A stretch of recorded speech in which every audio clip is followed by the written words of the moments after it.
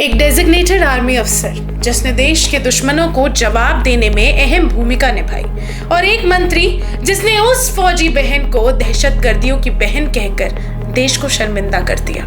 सवाल अब ये है, क्या ये सिर्फ जुबान का फिसलना था या एक सोची समझी नफरत भरी सोच? क्या बीजेपी इस मंत्री को बचाए रखेगी और क्या सुप्रीम कोर्ट की फटकार के बाद भी मंत्री पद बना रहेगा?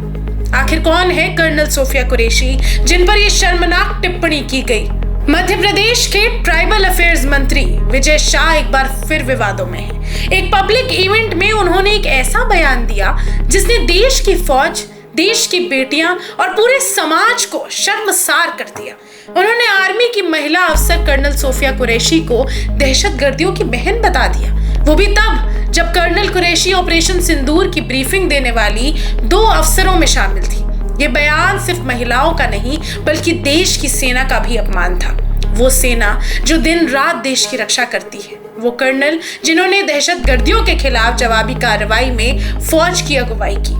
मामला हाई कोर्ट से होते हुए सुप्रीम कोर्ट तक पहुंचा।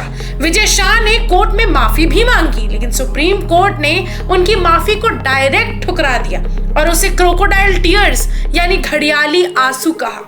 जस्टिस सूर्यकांत ने कहा कि आपकी माफी में कोई सच्चाई नहीं है। जब देश की बेटी को अपमानित किया गया, आपने तब माफी क्यों नहीं मांगी? उसके बाद सुप्रीम कोर्ट ने एमपी पुलिस को आदेश दिया कि 3 वरिष्ठ आईपीएस अधिकारियों की एक स्पेशल इन्वेस्टिगेशन टीम यानी एसआईटी बनाई जाए, जिसमें एक महिला अफसर भी हो। ये टीम 28 मई तक अपनी पूरी रिपोर्ट सुप्रीम कोर्ट में जमा करेगी। तो अब सवाल है कि क्या विजय शाह को हटाया जाएगा?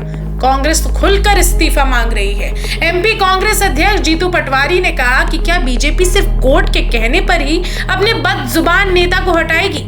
भूपेंद्र गुप्ता ने भी सवाल किया कि देवी अहिल्या की जयंती पर क्या महिला अपमान करने वाले मंत्री को कैबिनेट में जगह मिलनी चाहिए? बीजेपी के सहयोगी और केंद्रीय मंत्री चिराग पासवान ने भी नाराजगी जताई और कहा कि अगर विजय शाह मेरी पार्टी में होते तो मैं उन्हें जिंदगी भर के लिए निकाल देता। लेकिन बीजेपी की अंदरूनी सूत्रों की बात करें तो उनके मुताबिक पार्टी फिलहाल कोई निर्णय नहीं ले रही। उनके मुताबिक सुप्रीम कोर्ट ने गिरफ्तारी से राहत दी है और अब फैसला 28 मई की रिपोर्ट के बाद ही होगा। सूत्रों ने यह भी बताया कि विजय शाह दिल्ली में हाई कमान से मुलाकात कर रहे हैं और उन्हें आज की कैबिनेट बैठक के एजेंडे से भी दूर रखा गया है। अब बात उस अफसर की जिसका नाम इस विवाद में बार बार लिया गया, कर्नल सोफिया कुरैशी। भारतीय सेना की एक बहादुर अफसर है जिन्होंने देश के लिए कई महत्वपूर्ण मिशन में हिस्सा लिया।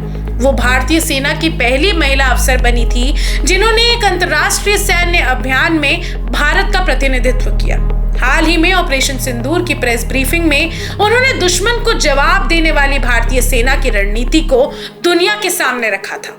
एक फौजी बेटी के लिए ये सुनना कि वो दहशतगर्दियों की बहन है, देश के हर नागरिक का दिल दुखाता है। इस देश में राजनीति तो जरूर है, लेकिन जब राजनीति देश की बेटियों, फौज और एकता के ऊपर हावी होने लगे तो हमें रुककर सोचना पड़ता है, क्या किसी मंत्री को यह हक है कि वो धार्मिक पहचान के आधार पर किसी सैनिक का अपमान करे? क्या किसी फौजी महिला अफसर के त्याग, समर्पण और बहादुरी को यूं मिटाया जा सकता है? अब गेंद सुप्रीम कोर्ट और बीजेपी के पाले में है, लेकिन जनता देख रही है और देश कभी अपनी सेना का अपमान नहीं भूलेगा।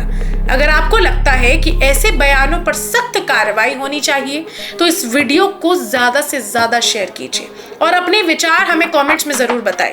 देश की बेटियों के सम्मान में एकजुट होकर आवाज उठाइए और ऐसे मंत्री और नेताओं को ये पता चलना चाहिए कि देश अब चुप नहीं बैठेगा।